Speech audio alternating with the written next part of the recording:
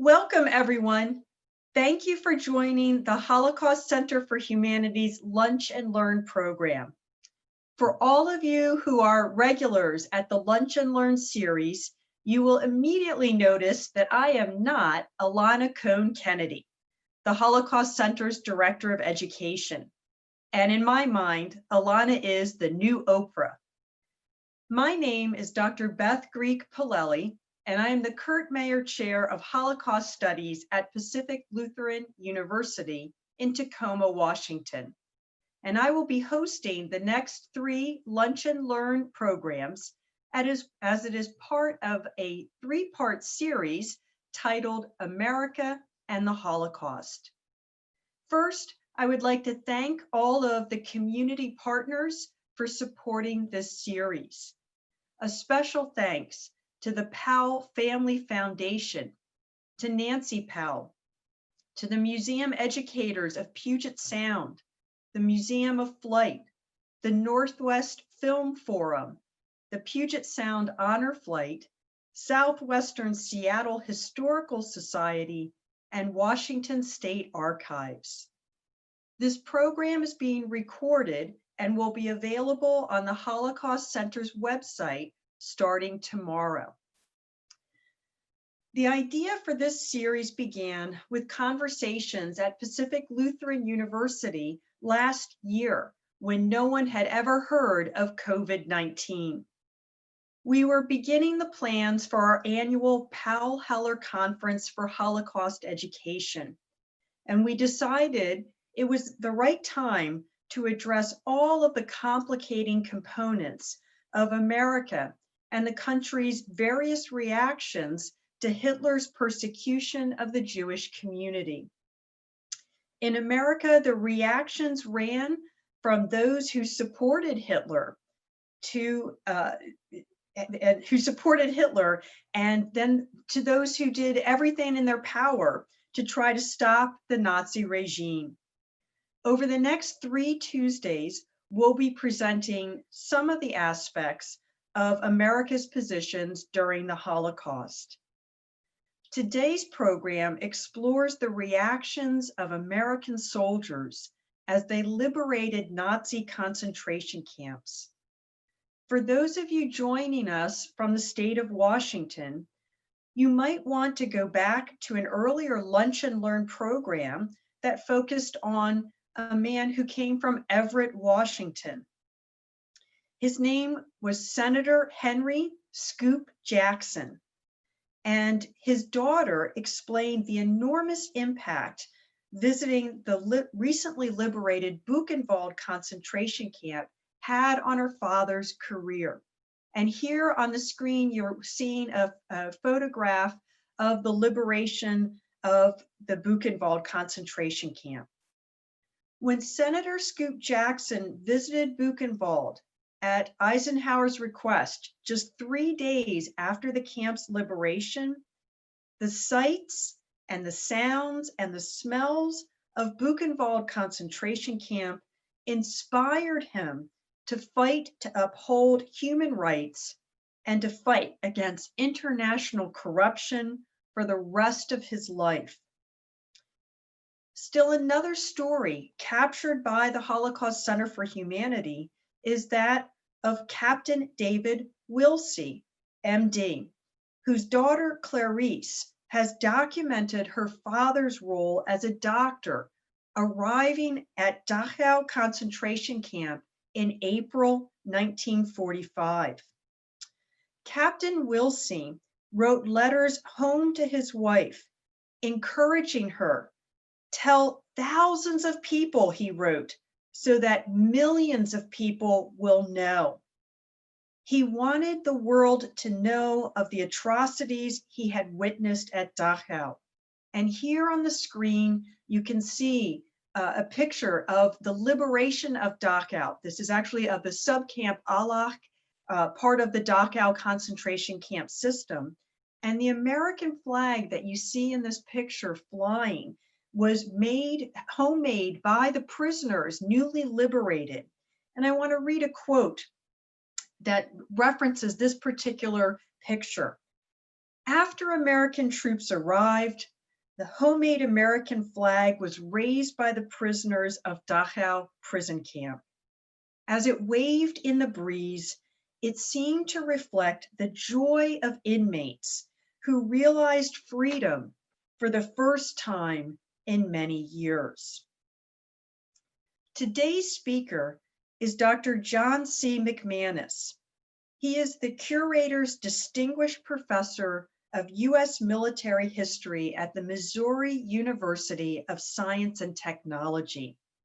Dr. McManus is one of the leading military historians in the nation, and let me tell you, he is no slouch. He has authored 13 books, so I'm not going to read all of the titles, but the book he's going to be referencing today is called Hell Before Their Very Eyes: American Soldiers Liberate Concentration Camps in Germany, April 1945. And this book will be the inspiration for today's talk. Dr. McManus will respond to questions at the end of the program. I ask you to please use the Q&A feature at the bottom of your screen to type your questions in at any time. Thank you so much, John, for being with us today.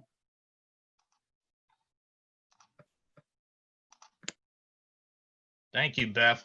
Greatly appreciate the introduction and all that. Greatly appreciate you inviting me to be a part of this. I'd like to thank Pacific Lutheran University as well, and the Holocaust Center for Humanity, and all of the rest of you who are out there listening to make time in your day to hear about this, which I think is an incredibly moving topic, an incredibly important topic. But I, of course, want to just say from the beginning, my apologies. Of course, this is not a very pleasant topic. Some of the things I'll show you today are not good to look at, and much of the material that I'll share isn't exactly pleasant either, but we all know that's sort of the nature of this particular ugly beast. Our story today begins on a pretty nice spring afternoon, April 4th, 1945. Lieutenant Robert Cleary and a recon element from the 89th Infantry Division were moving eastward in Weimar, in central Germany, as many American units were on that particular day when Allied armies were overrunning Germany. And in this case, that particular recon element under Lieutenant Cleary was approaching a village called Ohrdruf. And they came upon a pretty shocking and rather unexpected sight. Bodies. Just bodies, emaciated corpses spread out, dressed in ragged civilian clothing, spread out on either side of the road. And moments later, after seeing this kind of arresting and sobering scene, they came upon a compound, what looked to them like a POW camp, but of course wasn't. It had barbed wire fencing, rectangular wooden barracks. The barracks were painted a kind of dark institutional green color. There was this rickety wooden guard tower and really not a whole lot else. But they noticed immediately, strewn around the parade ground, were dozens of more emaciated bodies, many with bullet holes in their heads and through the throats. There was a suffocating, pervasive stench of death that permeated the entire area. And of course, as combat soldiers, they knew that stench, though this was greater than anything they had experienced. The sights and smells of this strange place that they could not really process yet staggered Cleary and his soldiers. And as he later put it, there's nothing else that I can remember in my lifetime that remains as vivid and as horrible as that. And you just can't believe how bad this place was. It was the worst day of my whole life, and the memories are embedded in my brain. Well, Cleary and the others, of course, had discovered the hell on earth that Adolf Hitler and the Nazis had created in Germany and much of Europe. And yet the American soldiers who come upon these places in the spring of 1945 were almost uniformly ignorant about them, almost from generals on down to privates. So maybe the first place to start in understanding maybe a little bit about their perspective is just to look at this map, admittedly a busy map, but it gives you a little sense of how the context in which this is happening, which is ongoing military operations. This is April 1945. Nazi Germany has not surrendered as of yet. Obviously, it's on its deathbed and it's being dismembered from by its enemies coming from east and west. The Soviet armies coming from the east, and obviously the American, French, British, Canadian, and other Western armies coming from the west. So if you are one of these American soldiers, your main preoccupation at this stage, like if you're with Cleary or with any of these others we'll discuss, your main preoccupation is in continuing to fight the war and hopefully surviving it. And you know the war is almost ending. So, of course, you have no desire to be the last guy killed in this particular war. So you know that there's danger out there. You know that, that Germany is near to being defeated, and you probably just want to go home. And so what's happening here is the map gives you a little indicator is Allied armies are having these sort of long, sort of leapfrog, knife-like advances through Germany. In the case of the U.S. Army, you see a lot of combined arms columns and formations moving along the roads. And so that basically means you got tanks, you got self-propelled artillery, you got infantrymen riding in trucks or on tanks, you got engineers moving along with them, and they move for 5 to 8 miles along the roads, and then boom, they hit resistance, they spread out, they fight, they take a town. And of course, you know, in many of these towns, the Germans themselves are really kind of ambivalent and conflicted of whether they want to fight or not, and they have differing opinions and whatever else. But that's basically how this is all coming about. And so the discovery and liberation and eventual witnessing of the camps then happens almost in a way by accident in the larger context of these military operations. So it's not really surprising then that Ohrdruf is the first one. It's a small kind of low-level camp. Horrifyingly enough, it's maybe average to below average in terms of the conditions, the horrible conditions when compared with many thousands of other places throughout the Nazi Empire. It's a subcamp of the more famous Buchenwald, which is located about 30 miles to the east. And Buchenwald had about 88 subcamps. Ohrdruf was built to house slave labor that was building. They were constructing a major kind of underground headquarters complex for the German High Command. So Ohrdruf is created in the fall of 1944 to house these slave laborers. As of late March, there were still about 10,000 inmates left in the camp, about 2/3 of whom were Jewish. The rest were almost uniformly Eastern Europeans. What was the conditions like? Starvation, lousy food, crowded conditions, filthy, you know, and again, this is just one relatively small camp. So the day before the Americans got there on April 3rd, the SS had evacuated the camp quite hastily because obviously they knew the Allied armies were approaching and they wanted to themselves get out of there and they wanted to move the surviving prisoners out. So there's very few survivors left behind. Ohrdruf is atypical compared with many other camp liberation experiences in that if you're an American soldier, you encounter very few survivors there that day. I would estimate maybe about 1.5 to 2 dozen. The few individuals the Americans did encounter were in terrible shape. The American soldiers were absolutely shocked by their appearance. This is Private William Charbonneau, a 19-year-old soldier in the 89th Division. As he put it, their faces were so drawn out when they tried to hold their hands up to us. It was terrible. The GIs are further drawn to the sight of dozens of emaciated bodies elsewhere strewn about the parade ground and then packed into a wooden shed. Most of these corpses showed marks of brutality, bloody marks around the head, bruises on the back and kidneys, blackened testicles, one Army officer wrote in an official eyewitness report. SS guards had dusted the corpses with lime, designed to suppress the stench, but it barely masked the terrible stench of their decomposition, only adding to a kind of acidic scent that permeated the area. Many of the soldiers said that for the rest of their lives, they could never smell lime again without, you know, sort of flashbacking to those terrible sights and smells.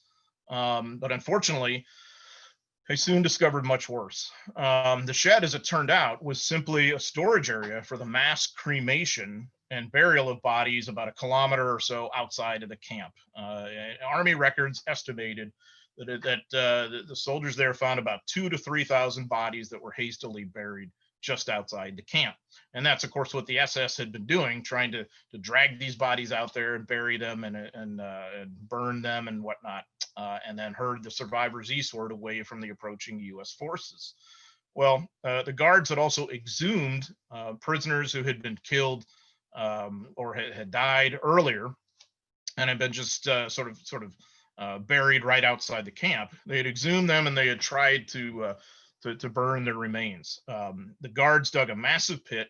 They built this is just grisly to think of, but they built a makeshift grill, like a grill of logs, rails, and timber, and ordered the surviving prisoners to pile as many of the dead bodies upon that sort of makeshift grill as they possibly could. So they're literally just like roasting people over a grill, the way you would do a barbecue or something. Incredibly macabre.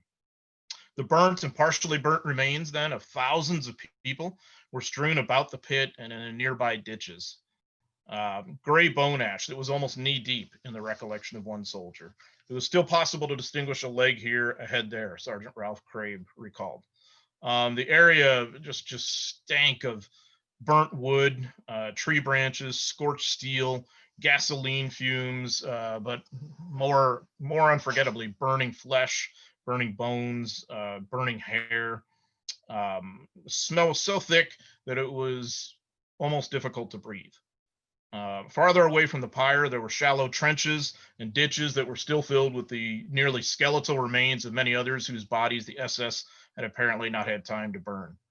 Mere skin and bones, their arms and legs were not thicker than broom handles, Captain Fred Diamond wrote in his diary that evening. Their ribs protruded greatly, and their abdomens were hollow pits. Of course, the liberators were shocked. They were stunned. They were morose. They were silent. They were angry. They were repulsed. They were sickened. It just kind of depended on the person and their own personality. They felt powerless. They felt overwhelmed. Some of them wept. Some of them simply gawked. Some prayed. Some raged. None had any base point from which to process this savagery. And at the risk of making a trite point, I still think it's worth saying. Those of us who came of age well after World War II came of age at a time when these things had happened, when they had been documented, and when you could learn about them, as we are today, and know that humanity was capable of this, and this had indeed occurred. Now, that was not the case for the average GI who's walking into Ohrdruf or many of these other camps in April and May 1945. They could not even begin to conceive that anything like this could be possible, and they certainly weren't prepared for it. And in the case of almost all of them, they had hardly any knowledge that camps like this even existed. So that, in a way, adds to the shock and the trauma. As one of them put it, we thought we were hardened combat veterans. Some of us cried like babies, some got sick. We couldn't believe what we were seeing. PFC lad Roberts was 19 years old on the day he went into Ohrdruf. And he wrote later, he said, viewing the Ohrdruf Holocaust aged me 10 years in one day. I hope your teenager never has to see, smell, nor hear such a scene. Well, in the wake of this, the generals began to visit the remains of Ohrdruf. And you're looking here at a visit by Eisenhower, Generals Eisenhower, Bradley, and Patton, and others too. You can see this is General Walton Walker here, commander of the 20th Corps. And you can see military policemen and other security folks. And that's the grill I had alluded to a moment ago. So American military authorities commanded that the camp be left as it is, so that friend and foe alike could witness the stark reality of what had gone on there. So this is what you're looking at here. This was a visit on April 12th, and the generals had a complete tour. They go through and they look at everything that had gone on there, and that had been, basically left in place for about a week before they got there. And Eisenhower personally, you can see him right here in this image in his famous Eisenhower jacket and cap. Eisenhower personally made a point of seeing every inch of that camp and every inch of the burial ground, so that he could later bear personal witness to what had happened there. And as it turns out, this is really demonstrated a great deal of foresight. General Patton, who of course is known as old blood and guts and a very much a hell bent for leather kind of commander, became sick at Ohrdruf, at the site, especially in the corpses in the shed. He had no desire to go into the shed and look at that. Eisenhower and Patton had a long friendship, but it was a tempestuous friendship with many ups and downs. And one of the little interesting nuggets of this, Eisenhower when he would discuss what he had seen at Ohrdruf later on in his life, he almost always made a point of saying that Patton had thrown up and he had not. Just this sort of little dig on Patton, a little thing that he had over Patton. But of course, it's very understandable that anybody would get sick. And as Eisenhower later wrote to General George Marshall, Chief of Staff of the United States Army, his boss, to document what had happened there, he said, the visual evidence and the verbal testimony of starvation, cruelty, and bestiality were so overpowering as to leave me a bit sick. So Eisenhower felt sick, he just didn't get sick. He ordered all nearby units not involved in fighting to visit the place so that they themselves could bear witness as well. And he urged the British and United States government to send delegations and media members to witness that. So Beth had alluded to Scoop Jackson going. He is one of many members of Congress who are going to visit Buchenwald to document what happened there. And Eisenhower, as I think personally, perhaps the first person to anticipate that someday some would attempt to deny or minimize the realities of the camp and, in a larger sense, the Holocaust, what we will come to call the Holocaust. But of course, all of this is only the beginning. The day before this visit that you're looking at here by the generals to Ohrdruf, an advance column from the 9th Armored Infantry Battalion, 6th Armored Division, approached a little town called Hodelstedt. Again, we're in Weimar. And this is about 30 miles northeast of Ohrdruf. These armored troops were trailed by infantrymen from the 80th Infantry Division. So you've got a kind of armor vanguard, and then infantry trailing behind to kind of protect them and police up any kind of resistance that they have bypassed. So that's the concept. So it's the armor soldiers, people in tanks and armor cars and the like, who first encounter a kind of small group of desperate looking, lean, armed men in unique garb, like striped prison clothing of some sort, as the Americans viewed it. They were Russians, and they told the Americans they had escaped from a nearby concentration camp that they called Buchenwald. And that's the first time then that camp comes into the consciousness of these combat soldiers who were fighting in Weimar. And of course, the camp had been around a long time. It was founded in 1937 as a major camp, and it becomes a nerve center for massive incarceration and slave labor. Because the Holocaust, every bit as much as a genocide, is a slave labor operation, especially the camps in Germany, which are not designed as death camps, but are designed as incarceration centers and slave labor centers. So Buchenwald at first is home to criminals, common criminals, but eventually the population is going to grow to include the political prisoners that the Nazi regime will incarcerate, Jews, particularly in the aftermath of Kristallnacht, in 1938. And of course, after the war began, now is where the population grows even more. Eastern European slaves, some POWs, and many captured resistance fighters from throughout Europe ended up in Buchenwald. There was, by the time of Liberation Day, a distinct prisoner hierarchy that had formed over the years in Buchenwald.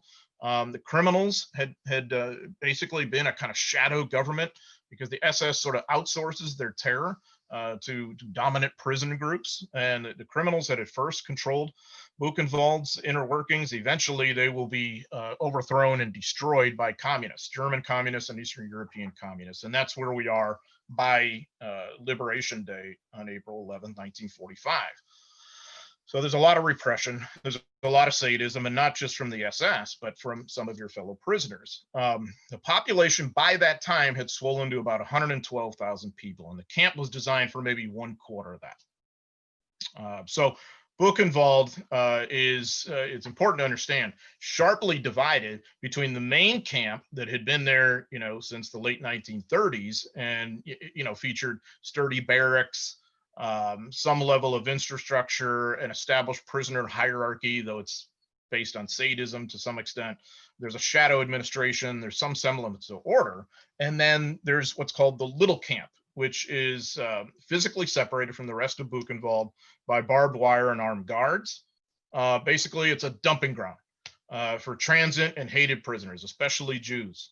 It's tents, barns, a stable, one latrine, one for thousands of people, mud, horrible conditions, maybe 500 calories of food a day.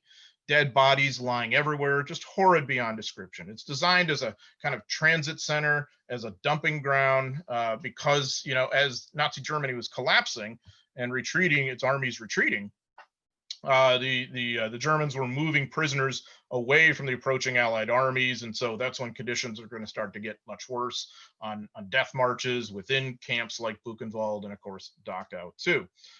So the little camp was just a horrible place to be. Thousands had been evacuated there on death marches or through death trains. There is on the late morning, early afternoon, April 11th, a communist uprising against the SS guards, as it's very clear that the American armies are right on the doorstep. So the approach of the American armies emboldens an uprising because some of the prisoners had collected weapons. And so that the prisoners are going to overthrow portions of the camp, exact reprisals against some of the capos who had their fellow prisoners who had, you know, basically acted as guards themselves against the SS guards. The Americans are sort of caught in the middle of this when they come. Later on, of course, all this is going to be very much a kind of a propagandistic and political football in the Cold War, with communists saying they liberated Buchenwald themselves. The Americans had nothing to do with it, which is really basically absurd because the uprising would not have happened if the United States Army was not exactly like right next door. So you see a kind of a combination liberation though. The Americans, when they get there, are obviously stunned. Stunned by the sight of the place, the emaciated survivors. The main camp was bad enough, but little camp was almost indescribable.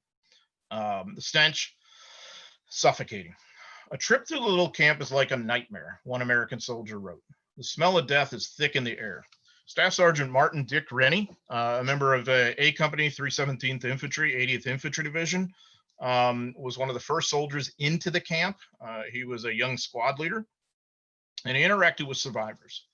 And he described them as, quote, completely devoid of energy and motion.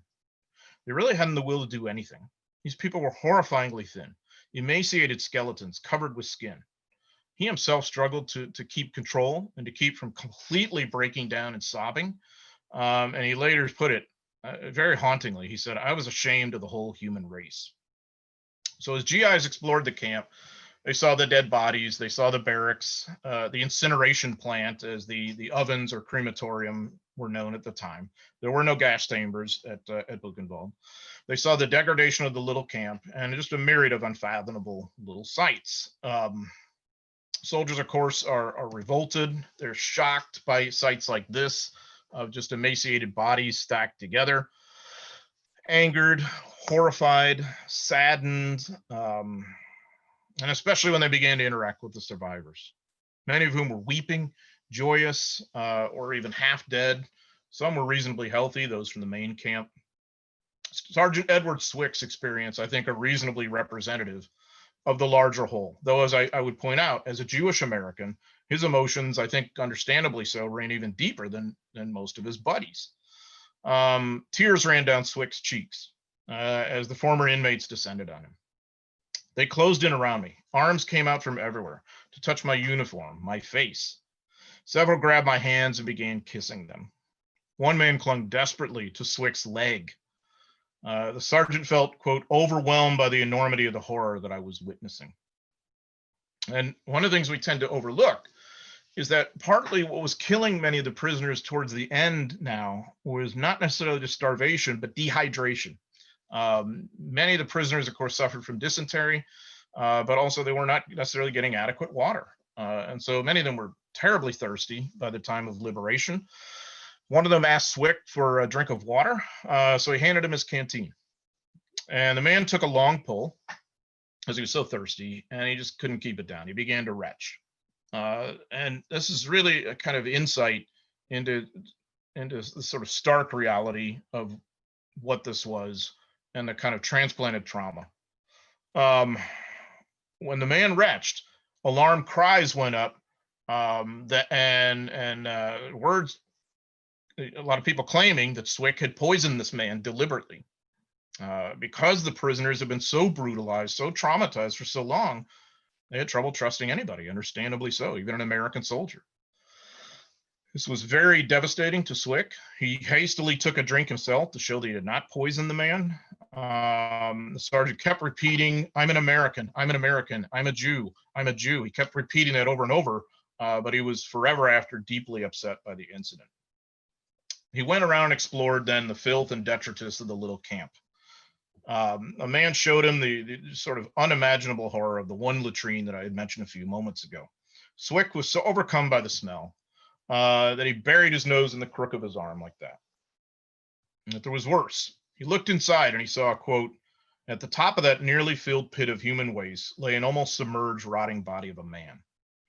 That poor soul must have lost his balance and fallen off the 2 encrusted boards that served as the seat. In that cesspool of human filth, he lost his fight for breath and either suffocated or drowned." Incredibly horrifying. Swick fled the little camp after that, understandably so, only to come upon the crematorium and its surrounding areas where the incinerated ashes of dead prisoners are heaped in a pile. So that would be nearby this pile that you see here. Another soldier took what looked like a chicken bone from the pile and handed it to Swick. And when the sergeant took that in his hand, he wept because he realized what that really was. And he wondered how many people were in there, in those ashes, how many sons and fathers and whatever else. He sank to his knees and he cried, "Why, God, why?" And of course, many of us have wondered the same thing since. Soon a tragic situation that occurred that was repeated many times in multiple camps that spring. As I mentioned earlier, the Americans are almost uniformly ignorant about these camps and the conditions in them. In their generosity, in their ignorance, in their eagerness to help the survivors, the Americans often gave them food. That's the first thing they would do. "Hey, we've got food. Here, you're starving. Here's food." But the rations, the C rations, the K rations, the hypercaloric rations that you have and the other food is just simply too rich for the starving survivors. And it could be deadly. Their systems could not handle it. And in some cases, there were fatalities. In one representative instance at Buchenwald, a very good-natured soldier handed out C rations, and of course a prisoner devoured them. Who wouldn't if you're that starved? The person soon passed out and died on the spot. And of course that soldier was haunted by this for the rest of his life. If you were a liberator and even a witness later on, you struggled with a couple of things. Number one, the guilt over feeding people in that way, a way that could imperil their lives, and doing this out of sort of the goodness of your heart, but also ignorance. Number two, the revulsion you would have felt at encountering the survivors who are lice-ridden, who look like skeletons, they're filthy. They come from different places and cultures. They speak different languages. Not that many spoke English.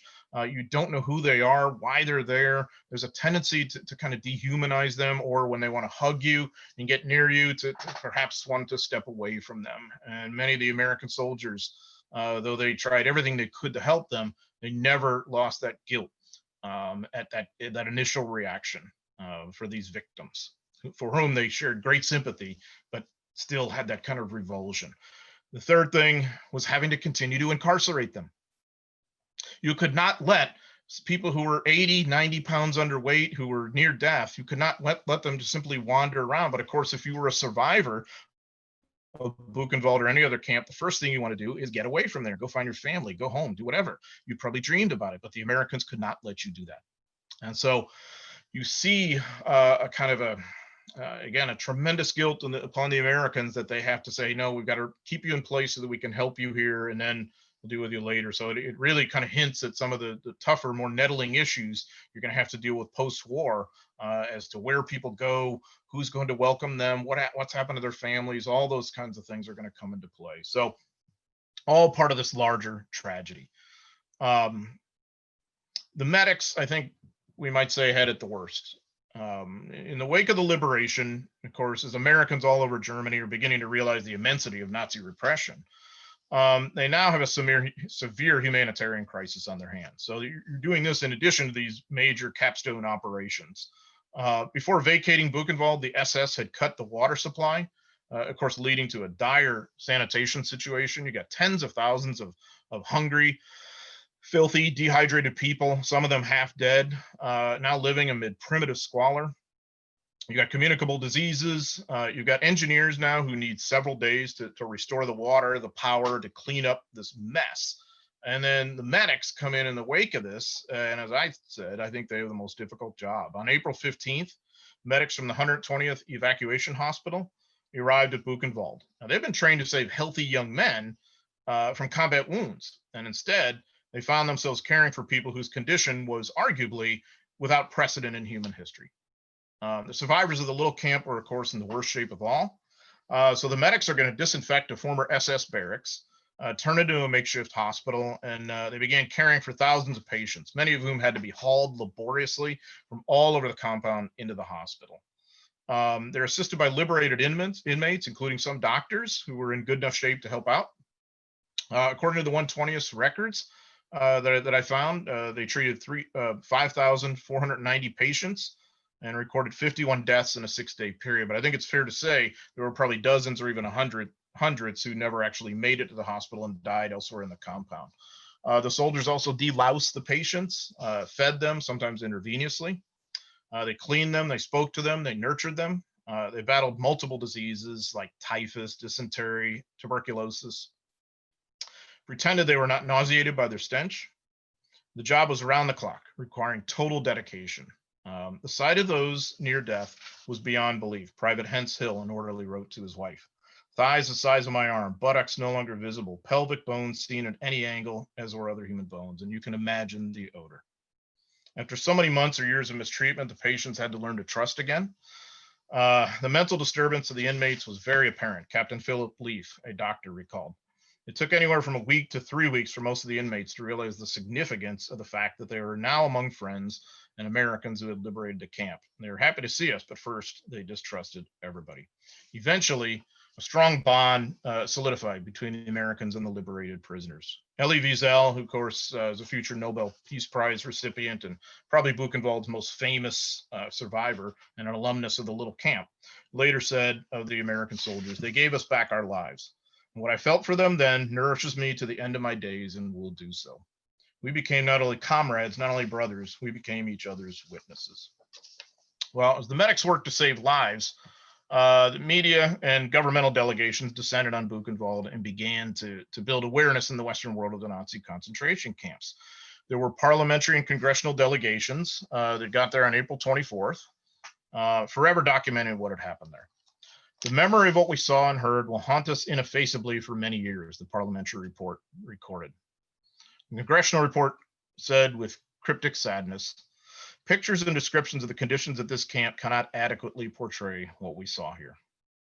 A media delegation of 18 prominent journalists, headed by Joseph Pulitzer of the St. Louis Post-Dispatch, began to write major stories about Buchenwald. And probably the most famous reporting was done by CBS News correspondent Edward R. Murrow, who gave a live broadcast. He was nearly overcome by what he saw, and he warned his listeners it would not be pleasant listening. He said the stink was beyond all description, and there were 2 rows of bodies. They were very thin and very white. Some of the bodies were terribly bruised, though there seemed to be little flesh to the bruise. Some had been shot through the head, but they bled but little. He concluded, "I pray you to believe what I have said about Buchenwald.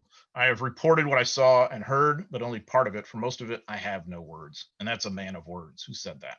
The other thing, too, Murrow encountered people he had known before the war, people he had known in Europe before the war, I believe journalists who had been incarcerated there. And that only made it that much more moving. Well, not long after that, April 29, 1945, just a few days after Murrow's broadcast, 2 U.S. divisions, the 42nd and the 45th Infantry Divisions, with an assist from the 20th Armored Division, again, combined arms columns, converged on what we might argue is the best known of all concentration camps in Germany. One called Dachau, located in an unassuming suburb in northern Munich. And what you're looking at here is an aerial view of Dachau just shortly after its liberation. It was founded on March 22nd, 1933. And of course, it had evolved into a much larger version of Buchenwald and much, much more. It's an administrative complex. It's an SS training center.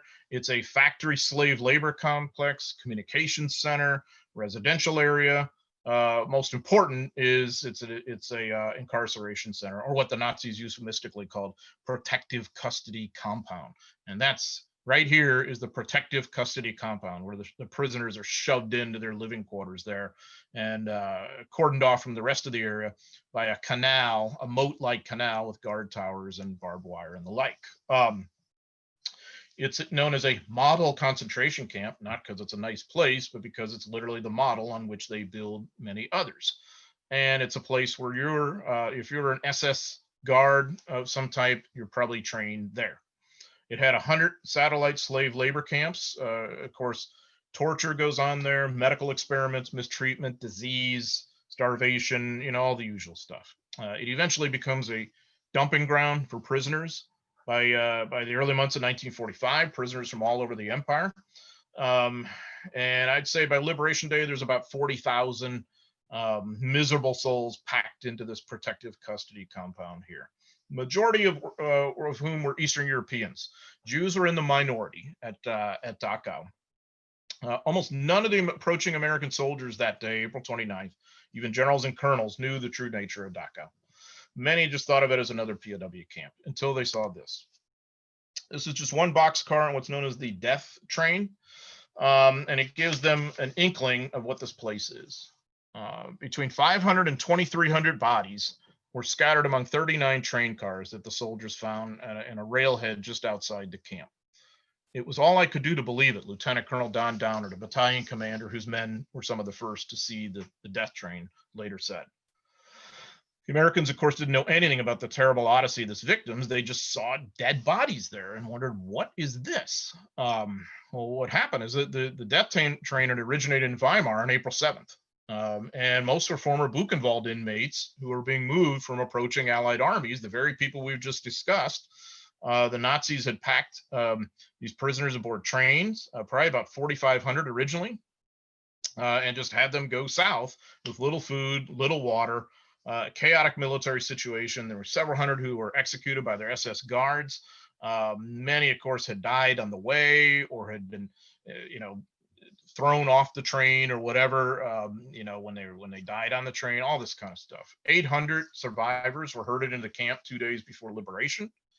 Was there anybody still alive in the death train? There was one survivor, a young man, 17-year-old, probably a man named Abraham Pfeffer, a Polish Jew and Auschwitz survivor who had seen most of his family killed, and is nursed back to health by the Americans, later went to America, completed school, became a rabbi in 1956, and a United States Army chaplain. Just a remarkable individual and a remarkable story.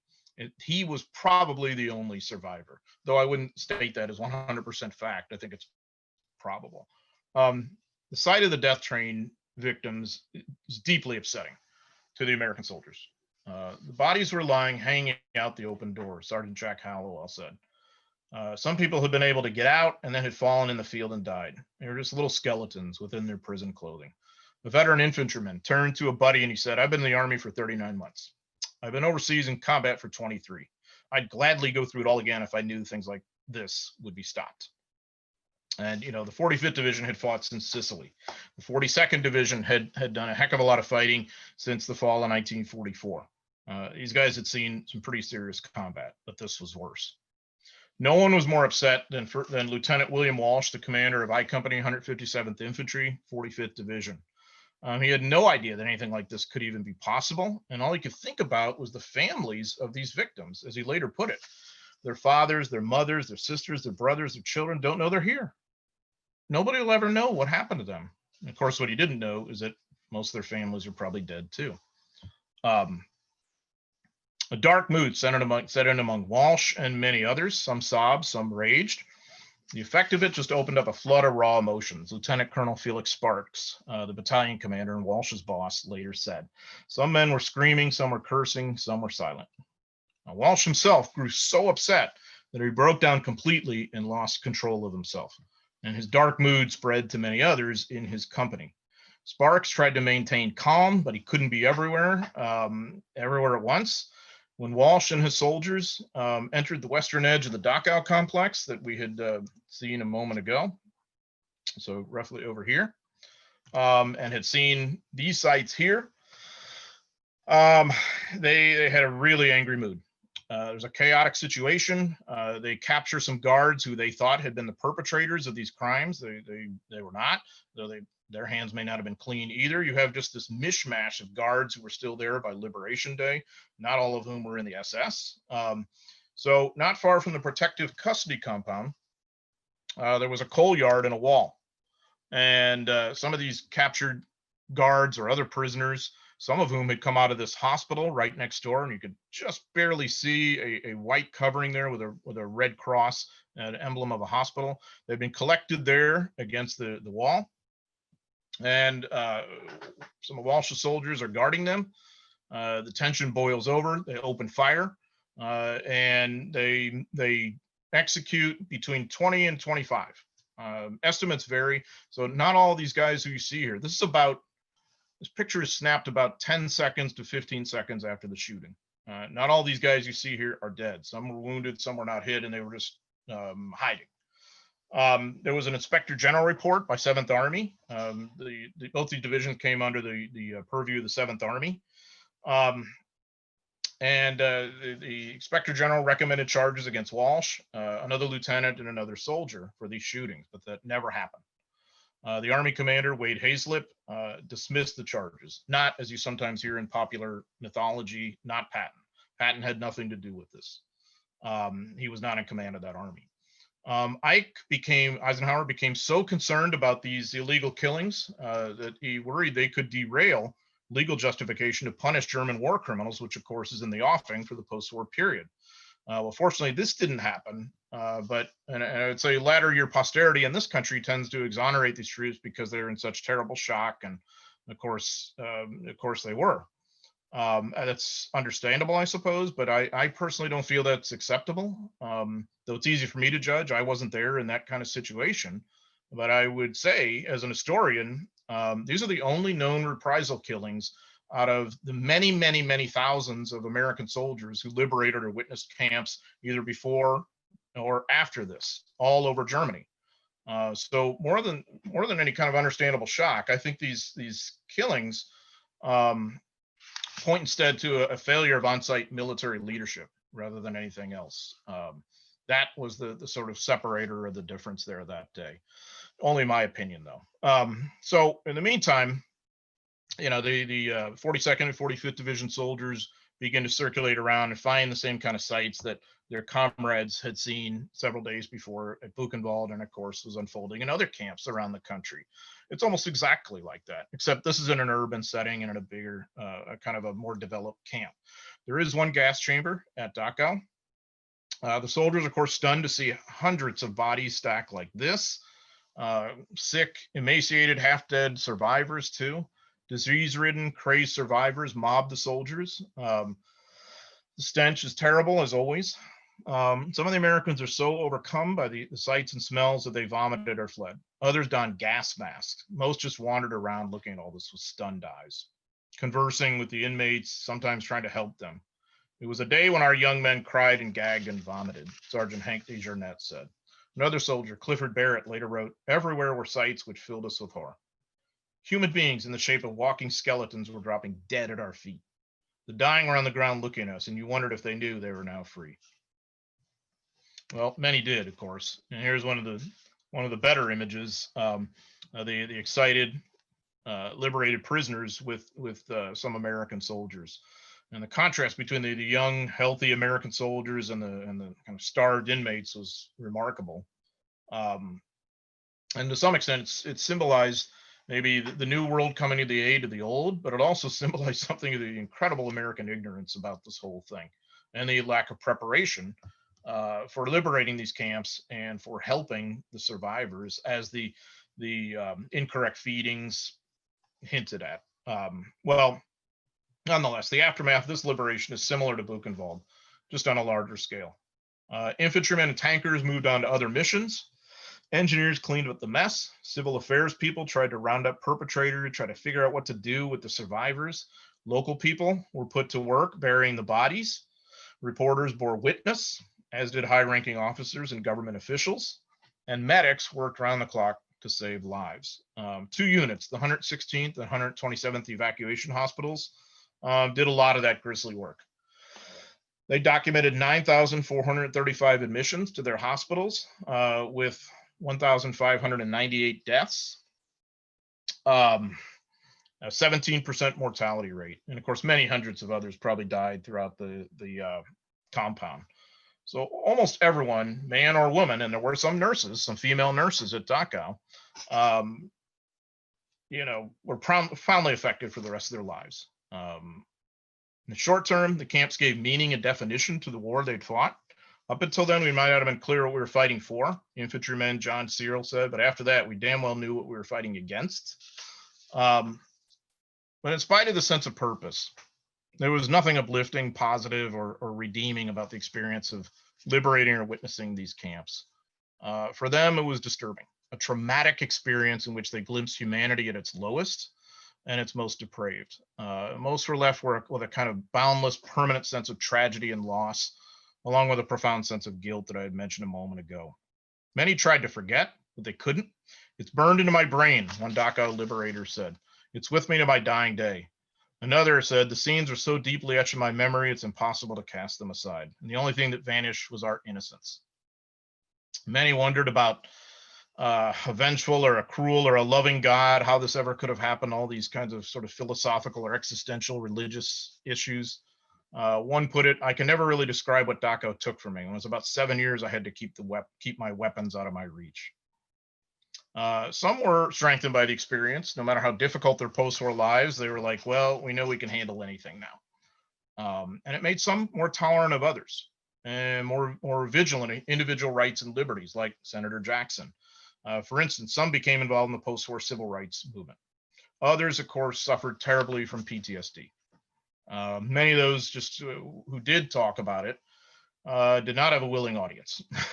Most of the people in 1940s, 50s, 60s America didn't want to hear about it. One liberator's wife took the pictures he had taken at Dachau and tore them up. And that was very traumatic for him, as you can imagine. So for us in the 21st century, the mission of documenting and understanding the Holocaust, including the liberation experience, I would argue is as important as ever. There was several years ago an Anti-Defamation League worldwide opinion survey. This is a worldwide survey. 53,000 adults in 103 countries revealed that 26% of respondents had anti-Semitic views.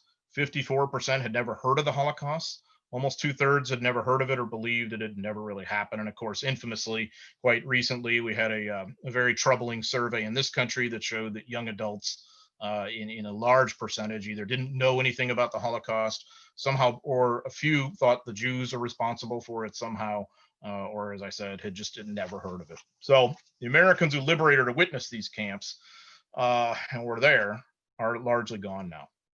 So if you permit me, I hardly ever do this, but I'll conclude with just a very quick passage from my book that I think maybe synopsizes who they were and what they experienced. They were ordinary people who found themselves enmeshed in extraordinary circumstances of a sort they could never have imagined. Their goal was to survive the war and go home. They were stunningly ignorant of Nazi atrocities and Allied war aims. They saw the death of the worst sort, starvation, the deterioration caused by contagious disease, burned flesh and bones. Caked in industrial ovens, the remnants of gray bones and sediments and gaping wounds of violent murder. They smelled death's nauseating byproducts of rotten putrefaction. They inspected mechanisms of torture and repression. They cared for the survivors in ways both guided and misguided. They nursed them back to health, restored their dignity in their very lives. They occasionally behaved with indiscipline, but far more frequently with sympathetic soldierly correctness. The liberation experience forever affected them in ways too numerous to count. And in the cycle of time that inevitably consumes all generations, their experience should mark us too, and those who succeed us forevermore. Thank you.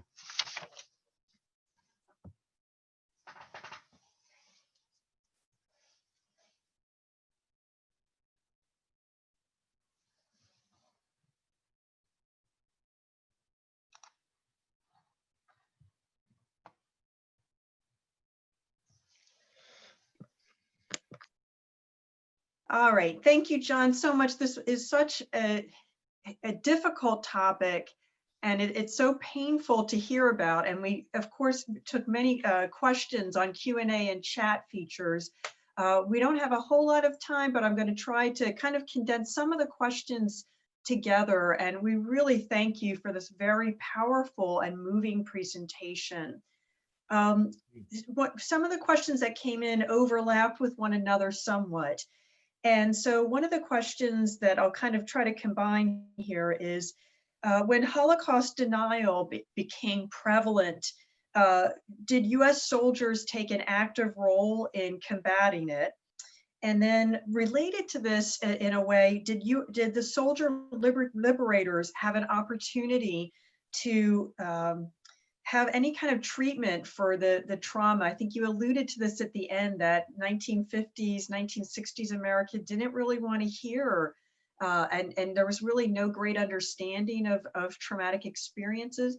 But perhaps you could at least kind of address Holocaust denial, US soldiers, and the traumas that they themselves experienced in the liberation of these camps. Yeah, absolutely. Holocaust denial, yes. And that's what prompted many of the American soldiers who were, of course, later on older veterans, 30, 40, 50 years on, to actually begin talking about their experiences. Many of them felt, I don't have the luxury anymore of just keeping this to myself, because many of them, of course, didn't want to talk about it, didn't want to think about it, understandably so. But they decided, many of them, quite to their credit, I have a responsibility to talk about this. They were deeply and profoundly disturbed by Holocaust denial, almost uniformly. It didn't matter the political orientation, the race, the region, anything.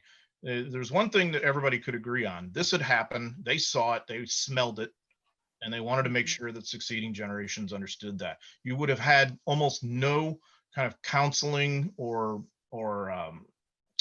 mental health outlets, anything like that, for a long time in most cases. Right. So a lot of that is just bottled up. And what you'll see sometimes, one sort of little pattern I notice, is kind of transplanted trauma to succeeding generations, the children, the grandchildren, who were sort of around the edges of it, and like, I know he experienced this, what really happened, and all that, so it's really part of the tragedy of this. Yes, definitely. I think we have time for at least maybe one more question. And again, I'm going to try to condense some of the questions that came in because there are so many good ones. One person really wanted to know about the people who lived next door in the town of Dachau. What did they know? Were they aware? Did they smell the camp? Did the SS try to keep it a secret? So maybe if you could just speak to that briefly, that would be helpful. Yeah, great question. The SS had come there without the approval, without the support of the locals. And there was always tension between the SS and the locals. There was a natural tendency on the part of the Americans, not just at Dachau, but the other places, to blame the locals and say, you knew about this, how could you let it go on, all this, without looking at themselves and saying, what would you do in that moral dilemma? There's many documented instances in which locals tried to help prisoners. Many, of course, knew a lot of what was going on in the camp. And of course, there's just as many other instances in which people didn't care or profited from it. The POW slave labor, all that kind of stuff. So it's a mixture of this kind of larger human context and the different moral choices, the difficult moral choices that many Germans had. But there was also almost uniformly a kind of a tension between the locals and the SS that never really went away. And especially was, of course, there after liberation, as you can imagine. I'll take more questions if there is time. I apologize for going on too long. No, it's fine. And I think one of the questions that struck me that a person asked was, when the soldier liberators came into these camps, were they able to seize Nazi documents that could later be used for the International Military Tribunal, usually called the Nuremberg War Crimes Trial? Was there anything left in the material, or had the SS burned most documents and destroyed material? There are some documents, and I think the most valuable ones in that regard are about the medical experiments, especially at Buchenwald. I hadn't mentioned that, but at Buchenwald, yeah, they find a lot of the sort of grisly evidence of these experiments, tattooed skin on lamps and that kind of horrible stuff. Right. And yeah, so there is documentation there, but a lot of the better documentation, of course, is the German government records of moving people around, building the camps, and documenting losses and all that kind of stuff too. And obviously the eyewitness reports. Dachau, interestingly enough, becomes a major incarceration center after the war for Nazi war criminals who are going to be put on trial. And there were even trials at Dachau, lower level than the Nuremberg ones, of course. Okay. And then I guess, was Ohrdruf the camp that Eisenhower had the local German population come in and walk through to experience it firsthand, or was that a different campsite? That happens at multiple camps, but it happens Okay. first at Ohrdruf. Now, Eisenhower did not command that at Ohrdruf. It was one of the there was another unit involved in the sort of trail on liberation of Ohrdruf, the 4th Armored Division. One of the commanders within the 4th Armored Division gave out that order for 24 prominent citizens from Ohrdruf to come and tour the camp. And if you just like go to YouTube and you sort of write that in, you know, German civilian Ohrdruf tour, you'll see the footage from that. Right. And it's really very, very powerful. It's often said that the burgomaster of Ohrdruf, basically their mayor, Right. Albert Schneider, I think was his name, that he and his wife hanged themselves that night after they'd seen it. And it's true they committed suicide, but it's very interesting that that's the story that is filtered out, that they hanged themselves. That's, of course, the most dishonorable way to be executed as a war criminal. In reality, they slit their wrists. Oh. Yeah, they were deeply upset. They went over either at their house or a friend's house. They were staying with them, and they both committed suicide, and they left a note behind: "We're sorry to leave this mess for you." Wow. Yeah. My goodness, I didn't realize that they had slit their wrists. I didn't know that. So boy. Do you have any recommendations for archival collections for our listeners and people who've joined us today? Are there sites that people could perhaps log on to and listen to Soldier Liberator testimony? Yeah, the Shoah Foundation has documented so many firsthand interviews. And I accessed quite a few good ones, and I highly recommend that. Now, of course, remember, they're unfiltered, so there's a lot of things that people are saying that are wrong or they're misapprehensions, whatever. So know that going in, but I think it's a remarkable collection. The only downside is a lot of them are access to it is affiliated with some universities, so it's not always public access. But I'm sure there are probably ways, you know, that maybe I don't know that you could access that. Right. And the Holocaust Museum in DC, of course, has some pretty decent digital collections, especially photos. There's plenty of good stuff. And I would mention that the Holocaust Center for Humanity has many liberator testimonies that are available to the public as well. So that would be another resource. Great. I think because we have to watch the time, I want to thank you so very much for sharing this. It's, again, such a traumatic time, and to see those images and to recognize what these soldiers were completely unprepared for. So you really, I think, opened our eyes to this experience in a way that maybe many of us have not really considered before. So we sincerely thank you, John. I'd also like to thank all of our participants for joining in today's program and for all the wonderful comments that people typed into the chat and the Q&A and on Facebook. And I'd also like to give a thank you to our community partners for supporting today's program, the Powell Family Foundation, Museum Educators of Puget Sound, Museum of Flight, the Northwest Film Forum, Puget Sound Honor Flight, Southwestern Seattle Historical Society, and Washington State Archives. This program has been recorded, and you'll find it on the Holocaust Center for Humanity's website starting tomorrow, along with many other past Lunch and Learn presentations. As many of you know, it takes a dedicated team to keep the Holocaust Center running at full speed with these types of virtual presentations. And I want to give a special shout out thank you to Richard Green, who is the museum's technology director and who's been running the technical side of the show.